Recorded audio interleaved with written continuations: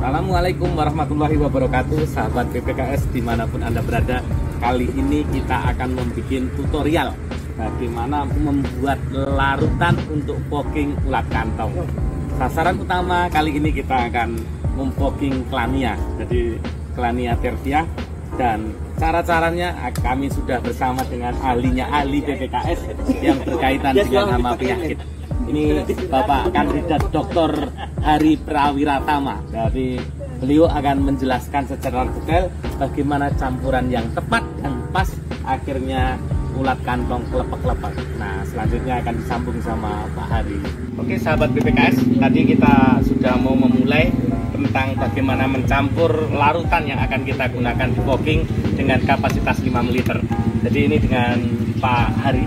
Selamat sore Pak Hari. Selamat sore Pak Jenderal. Ya, mohon bisa dijelaskan Pak ke semua sahabat BPKS tentang bagaimana trik dan tipsnya supaya emulsi ataupun menyiapkan dari fogging itu dapat berjalan dengan baik dan hemat insektisida dan hemat solarnya juga. Baik. Monggo Pak. Jadi pemirsa sahabat PPKS dimanapun Anda berada, jadi di sini kita sedang mencoba untuk mempraktekkan namanya kalibrasi bahan. Nah, kalibrasi bahan ini untuk mengetahui campuran fogging yang pas pada saat kita akan melakukan pengendalian hama. Nah, jadi di sini tujuannya ini untuk mengilustrasikan kondisi di dalam tangki fogging. Nah, jadi ini adalah larutan yang terdiri dari fogging agent. Fogging agentnya di sini kita menggunakan solar. Kemudian di sini adalah campuran dari air dan racun, dan juga ditambah dengan emulgatornya. Nah, di sini apa yang kita lihat? Ini adalah kondisi campuran fogging yang umum digunakan ya. Jadi kalau kita campur seperti ini, nah ketika kita tidak menggunakan konsentrasi emulgator yang pas, maka dia di dalam tangki fogging itu akan terjadi namanya split. Jadi akan terpisah kembali antara solar dan larutan air beserta insektisida yang dipakai. Nah, jadi kalau kita lihat di sini, ini lama kelamaan solarnya itu akan terpisah. Nah, dengan kondisi seperti ini, apa yang akan terjadi ketika kita menggunakan fogging? Nanti kan ada nozzle ya. Nozzle itu selang nozzle, dia akan ada di bawah posisinya. Nah, kalau larutan di dalam fogging itu seperti ini, artinya tidak homogen. Nanti yang ketika fogging kita nyalakan, kemudian nozzle-nya kita buka, yang pertama kali keluar adalah larutan yang terdiri dari air dan insektisidanya tadi.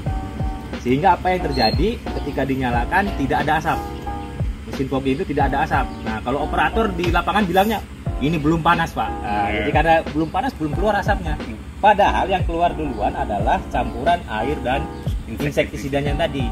Sehingga begitu nanti di sini sudah habis, masuklah solar ke nozzle, keluar asap. Tapi apa yang terjadi? Si diesel tadi tidak membawa racunnya atau insektisidanya tadi. Jadi hanya mengandung asap saja, sehingga menyebabkan hama di lapangan itu tidak mati. Nah, disitulah pentingnya emulgator. Nah, di sini kita menggunakan mereknya nggak boleh kita sebut karena kita tidak di endorse. Nah, jadi ini adalah contoh emulgator yang bisa kita temukan dengan mudah di pasaran. Harga emulgator itu berkisar 20.000 sampai ada yang 500.000 per liternya. Nah, itu tergantung dari merek yang kita gunakan. Bukan berarti murahan kan Pak? Bukan berarti murahan, gitu. Yang murah, tetapi yang penting bagaimana kita melakukan kalibrasi. Nah, disinilah pentingnya kita melakukan kalibrasi bahan untuk setiap merek dari emulgator yang akan kita gunakan. Nah, untuk kalibrasi kita bisa menggunakan botol-botol air mineral seperti ini dengan ukuran di sini 600 ml ya ukuran botolnya. Ini kita nah, tetapi kita gunakan untuk kepentingan kalibrasi adalah 500 ml.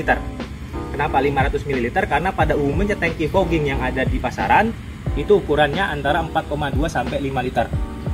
Nah, jadi kita menggunakan yang paling banyak itu adalah yang ukuran 5 liter. Jadi kita kondisikan 1/10 volumenya. Jadi dengan menggunakan 500 ml. Nah, untuk melakukan kalibrasi ini bahan-bahan yang kita perlukan. Yang pertama tentunya di sini ada emulgatornya ya. Kemudian ini racunnya yang kita gunakan. Di sini kita menggunakan racun yang kebetulan ini adalah bahan aktifnya asefat. Kemudian merek gagangnya tidak disebutkan, kecuali nanti kalau ada yang endorse kita sebutkan. Nah, kemudian di sini jenis formulasinya adalah WG. WG itu tepung beras seperti ini ya. Nah, ini bisa larut di dalam air. Nah, ini kita akan gunakan untuk kepentingan kalibrasi. Kemudian bahan berikutnya tentunya, aduh ini ada mereknya. Oh, ini ada mereknya ditutup Bang. Ini biodiesel. Biodiesel. Nah, kita menggunakan biodiesel ya, yang solar, subsidi. Solar. Nggak boleh lihat mereknya. Boleh lihat merek ya. Itu bukan air mineral. Nah, seperti itu. Kemudian yang terakhir tentunya air. Nah, di sini kita gunakan air. Nah, bagaimana caranya? Syaratnya airnya harus jernih. Airnya terserah. Nanti airnya boleh air kalau kita di lahan gambut ya, pakai air gambut pun boleh. Yang penting kita kalibrasi dulu. Nah, caranya yang pertama kita masukkan sebetulnya adalah airnya terlebih dahulu. Jadi kita harus menghitung volume airnya dulu. Nah, bagaimana volume solar yang kita gunakan? Nah, jadi ada dua kondisi untuk volume solarnya. Jadi untuk tanaman yang berumur di bawah 15 tahun itu kita menggunakan solar sebanyak 60%. Kemudian untuk yang tanaman di atas 15 tahun solarnya itu adalah 70%. Jadi kalau kita menggunakan volume 500, kita ingin melakukan fogging pada tanaman tahun tanam 2007 misalnya, sudah berumur 15 tahun ke atas, berarti kita menggunakan yang 70%. Jadi volume solarnya nanti adalah 350 ml. 50 ml. Gitu. Kalau kita menggunakan yang umurnya di bawah 15 tahun, nanti kita menggunakan solar yang 300 ml. Nah, seperti itu. Jadi volume solarnya nanti menyesuaikan. Tapi kalau pada tangkinya dia kita harus pakai 3 liter kan Pak? Karena ini kan 500 ml ya, kan gitu. Karena ini 500 ml, tangkinya 5 liter ya, kita kali 10 gitu. Nah, jadi nanti dari situ kemudian untuk insektisidanya kita menggunakan sesuai rekomendasi dari pabrikan. Biasanya di formulator itu ada dosis rekomendasi di sini. Nah, di sini inilah yang kita gunakan sebagai patokan. Sebagai contoh misalnya menggunakan asefat.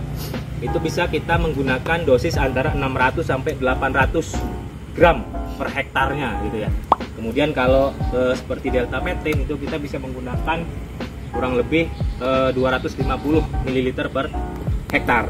Nah, jadi yang pertama karena di sini insektisidanya adalah asefat yang bentuknya granul.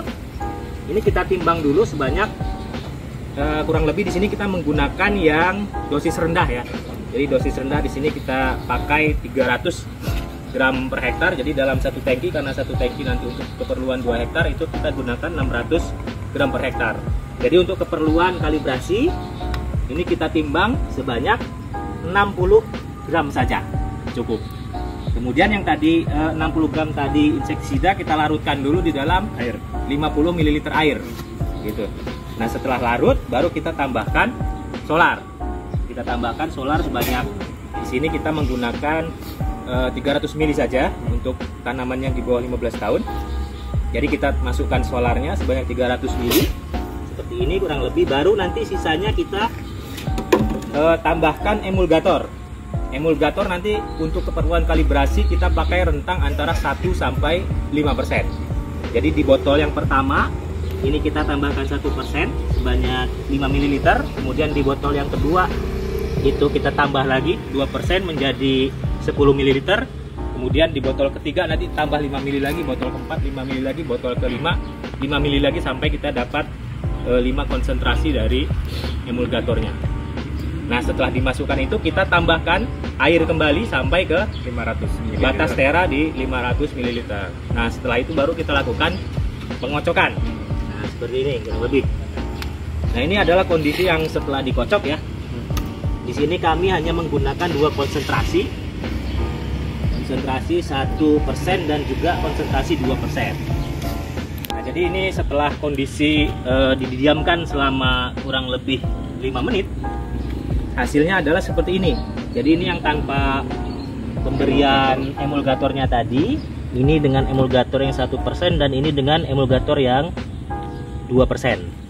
Nah, kalau kita lihat kondisi di sini dengan emulgator yang 1% saja, artinya di sini 5 ml per 500 ml, atau kalau dalam kondisi tangki itu 50 ml per 5 liter campuran, ini terlihat bahwa campurannya sudah homogen, sudah sangat bagus sekali. Nah ini campuran homogen inilah yang siap untuk dimasukkan ke dalam tangki fogging, kemudian diaplikasikan di lapangan. Ya. Nah kira-kira itu tipsnya Pak Wayan. Terima kasih Pak Pak Hari, ini kandidat doktor yang saat ini lagi studi di IPB. Jadi sahabat PPKS, ada satu kunci utama yang harus kita perhatikan. Jadi racunnya, insektisidanya merupakan yang dapat mematikan dari hamanya.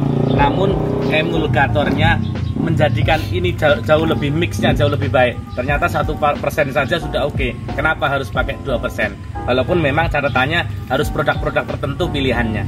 Jadi sahabat PPKS, semoga yang sesi tentang bagaimana menyiapkan bahan untuk fogging ini bisa bermanfaat untuk sahabat PPKS dimanapun berada. Semoga juga nantinya pendalian yang dilakukan dengan fogging ini menjadi alternatif terakhir, karena apabila monitoringnya bagus maka tidak perlu dilakukan fogging. Sahabat PPKS berkarya, sawit Indonesia berjaya. Terima kasih. Assalamualaikum warahmatullahi wabarakatuh. Waalaikumsalam warahmatullahi wabarakatuh.